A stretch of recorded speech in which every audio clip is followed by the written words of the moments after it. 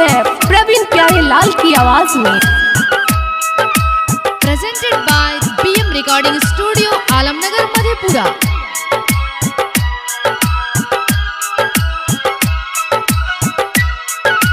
आँख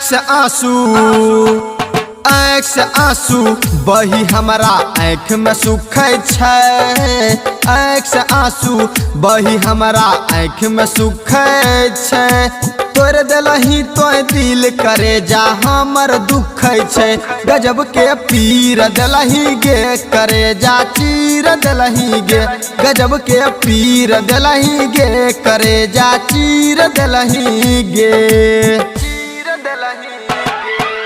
आँख से आंसू बही हमारा आँख में सुखै छै। आँख से आंसू बही हमारा आँख में सुखै छै। तोड़ देलही तो दिल करे जा हमर दुखै छै। गजब के पीर देलही गे करे जा चीर देलही गे। गजब के पीर देलही गे करे जा चीर देलही गे। सुमित सतीश रैना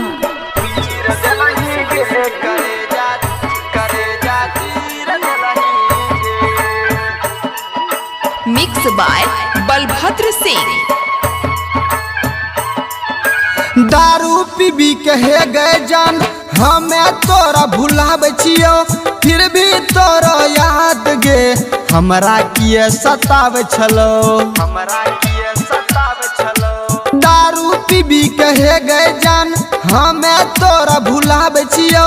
फिर भी तोरा याद गे हमरा किए सताब छलो। छोड़ी चल गेलही तू के रनिया बदल गेलही तू के रनिया। आगे जब जब आबो याद हमर सांस रुकै छै। तोड़ देलही तो दिल करे जा हमर दुखै छै। गजब के पीर देलही गे करे जा चीर देलही गे। गजब के पीर देलही गे करे जा चीर देलही गे। सुमित सतीश रैना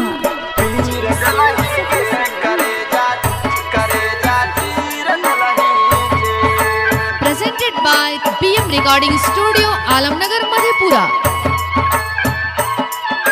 परवीन प्यारे लाल से कर लली तो घात गे। राइटर राजू बंसी के चल गेलही तो साथ गे। परवीन प्यारे लाल से कर लली तो घात गे। राइटर राजू गुलशन के चल गेलही तो साथ गे। अब जियलो न जाय छौ गे रनिया अब मरलो न जाय छौ गे रनिया। अरे कहे छै पगला लोग हमारा पर थुकै छै। तोड़ देलही तो दिल करे जा हमर दुखै छै। गजब के पीर देलही गे करे जा चीर देलही गे।